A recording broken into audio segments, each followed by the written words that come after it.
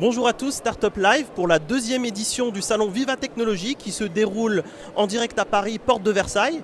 C'est un salon digital, c'est le plus gros salon digital de l'année en France. C'est un salon extrêmement attendu. Il avait vraiment marqué les esprits l'an passé. Et cette année, nous y revenons naturellement pour rencontrer lors de cet événement si particulier à la fois des startups très innovantes, des solutions digitales innovantes, disruptives et les grands groupes qui sont friands de ces nouveautés pour se renouveler, pour préparer le futur et faire confiance justement aux solutions proposées par les startups. À ce titre, nous avons rencontré Zora Younsi qui va nous parler un petit peu de son parcours et surtout un parcours un peu particulier parce qu'elle était déjà présente l'année dernière à Viva Technologie et elle va nous décrire un petit peu qu'est-ce qui lui était arrivé de si particulier. Bonjour Zora. Bonjour Lamine.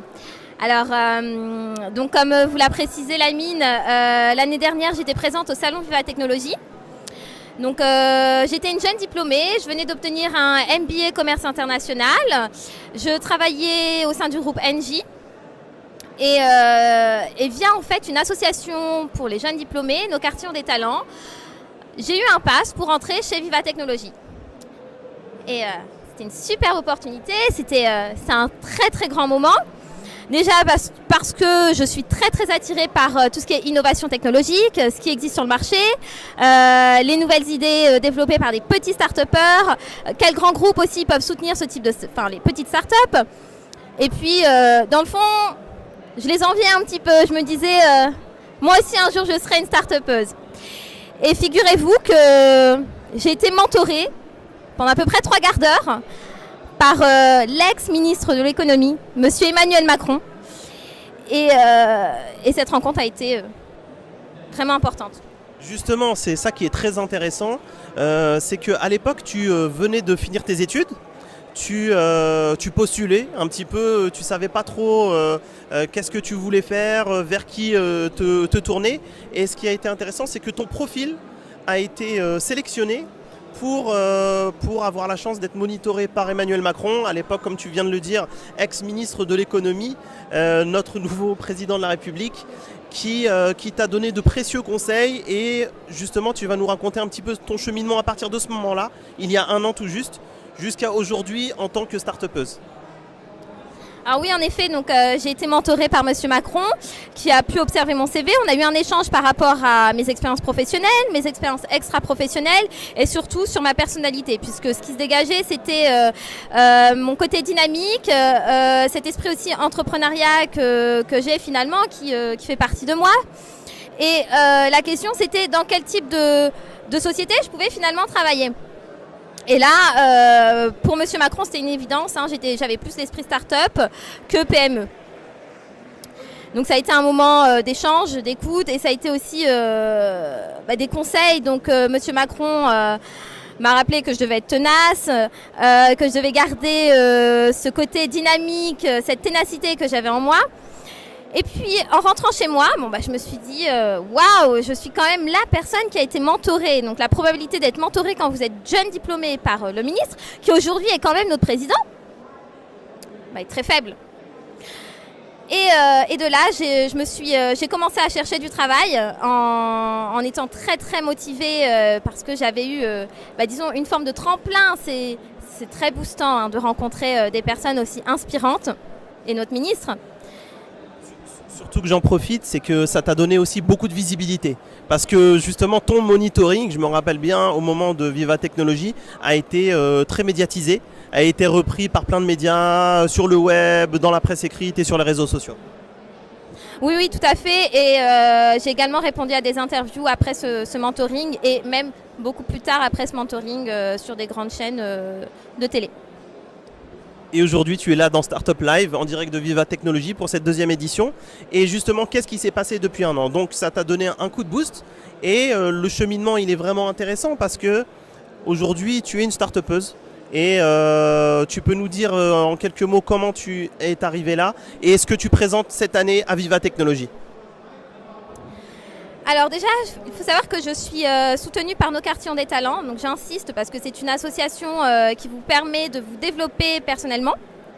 Et c'est une association qui vous permet de réaliser, de faire des rencontres. Donc des rencontres avec des jeunes diplômés et aussi avec des grandes entreprises, avec des coachs.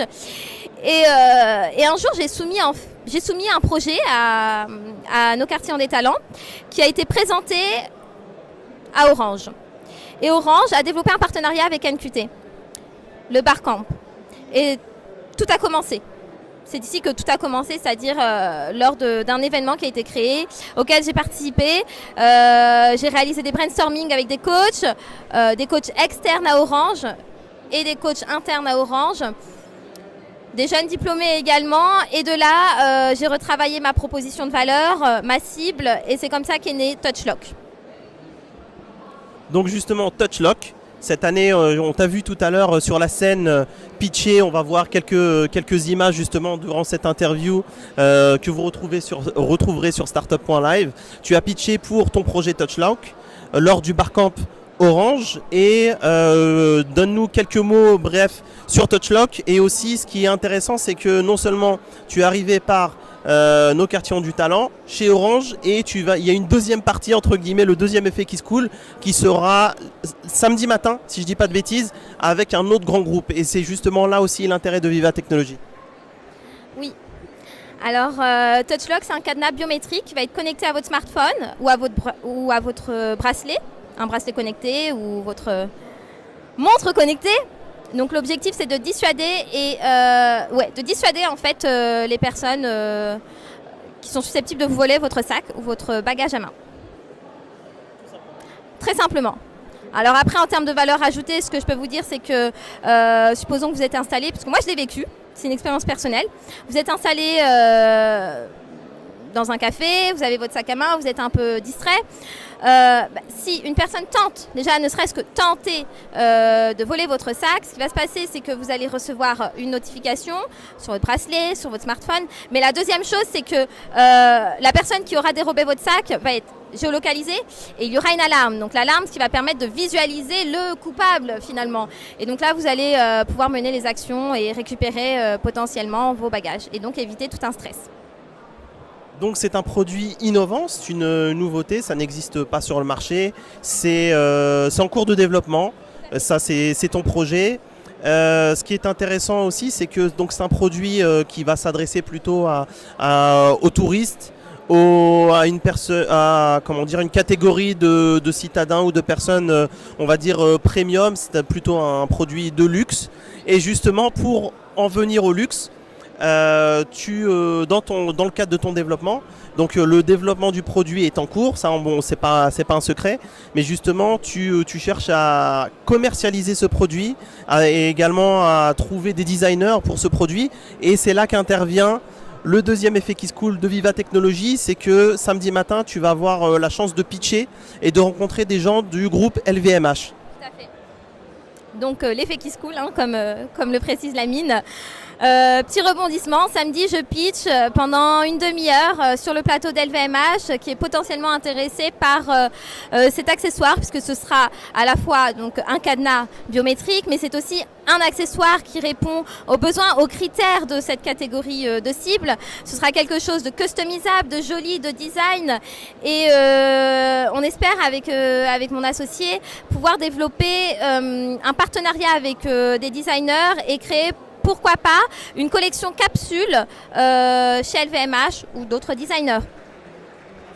Très bien, on te souhaite beaucoup de succès et on espère que le groupe LVMH ou d'autres groupes même plutôt seront intéressés par ton produit et que tu auras tout le succès mérité. C'est un exemple type d'une start-up où le projet a émergé durant toute l'année, entre l'année dernière, la précédente édition de Viva Technologies et cette année, et la possibilité de pitcher, de rencontrer des grands groupes. Voilà, merci beaucoup Zora. À très bientôt sur startup.live. Vous pouvez nous retrouver sur la page Facebook startup.live et 24heures.info. Ciao, ciao.